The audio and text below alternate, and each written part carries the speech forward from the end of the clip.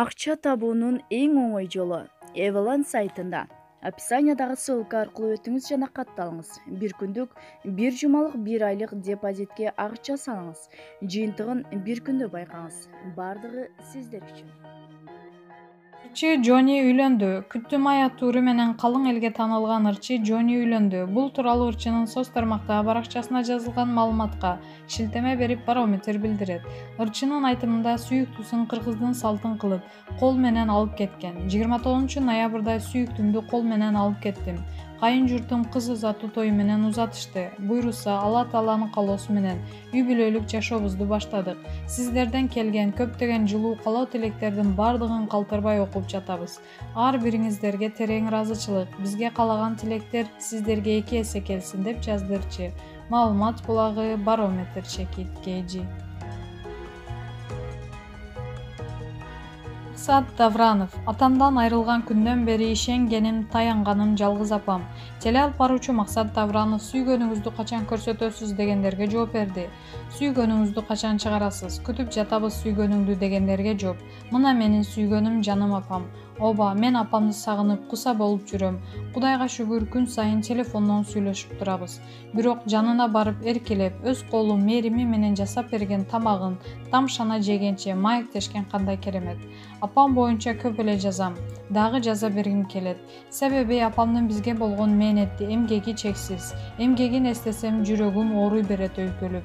Атамдан 6-класста айрылган болсом, мына ошол күндөн бери ишенгеним, таянганым ушул жалгыз апам.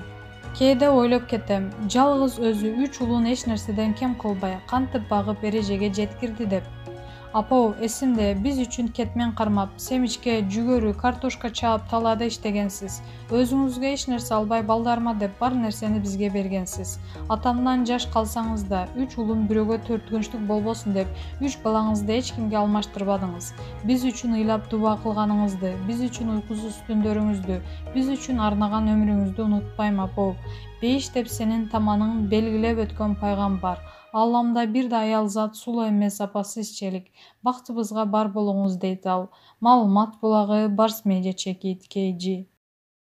Өгөй атасы тарабынан сабалган Рамазанды апасы таштап кетти. Бул тууралуу адвокат Шердар Абдыкапаров маалымдады. Анын айтымында, учурда чоң энеси баланын расмий камкорчусу болуп калды. Рамазандын өмүрүнө зыян келтире турчу коркунуч жок. Ага кайрымдуу адамдар дагы деле жолугууга келип жатышат. Жана дагы деле болсо тамак-аш, оюнчуктар жана канцелярдык буюмдарды жөнөтүп турушат. Баарыңыздарга чоң рахмат. Кыргызстан эли, мунун бардыгы сиздердин жардамыңыздар менен болду. Жараткандын жардамы менен эми Рамазандын жашоосунда баары жакшы болот, деди жактоочу. Маалымат булагы Аргумент чекит KG.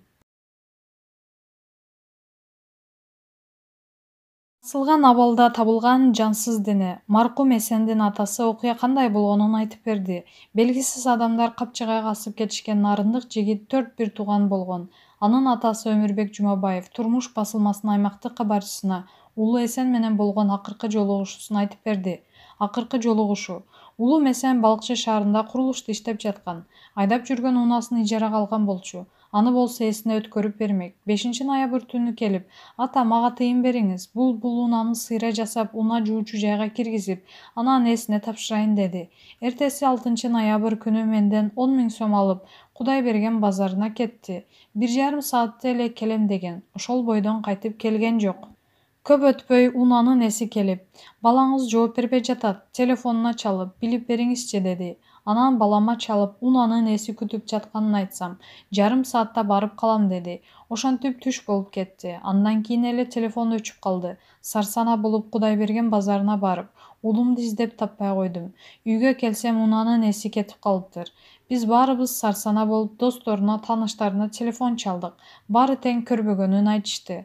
Сырдуу кат. Эсенден кийинки улум телефонду катуу окуп ыйлап жиберди. Эмне болгонун сураса, каза болгон уулумдун Кочкордогу классташына, Эсендин сүйлөшкөн кызына кат барыптыр.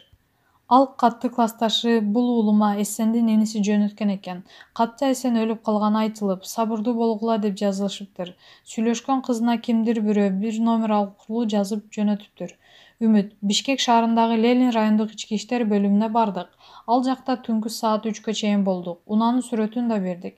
Милиция кызматкерлери бардык жака билдирүү жиберишкенин айтышты. Анан аман эсен табылып калар деген үмүт менен үйгө кеттик.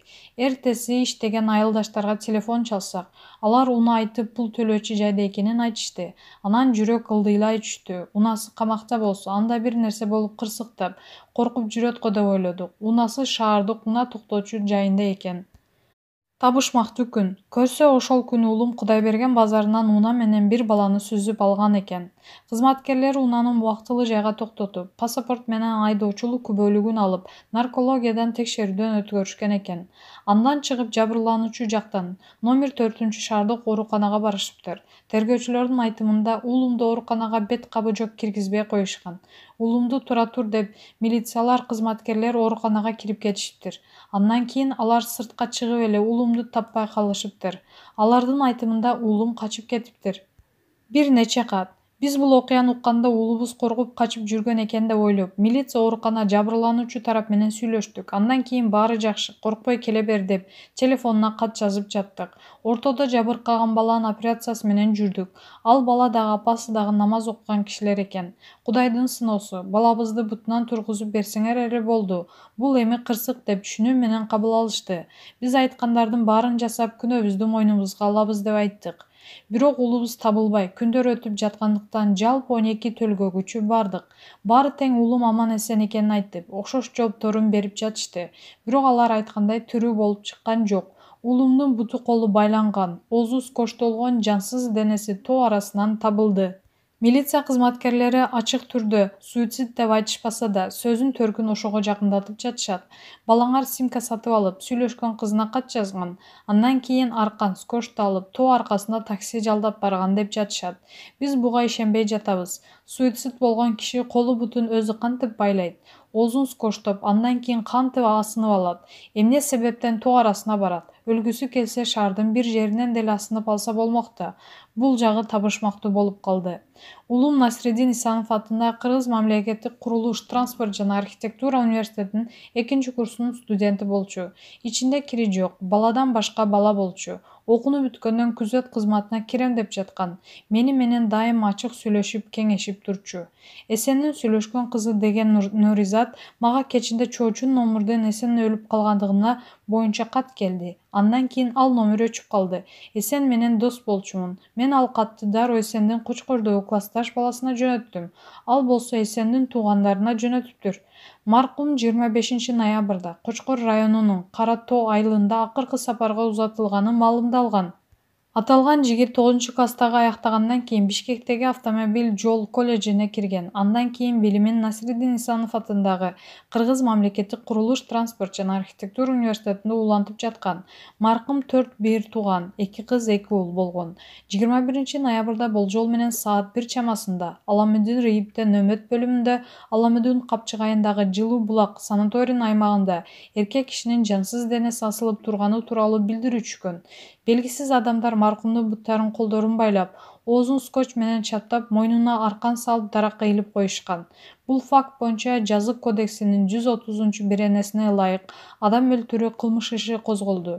Чүй ООПдин маалыматына караганда атайын окуя ИИМдин жана ООПдин жетекчилигинин көзөмөлүндө алынды. Маалымат булагы Аргумент Чекит KG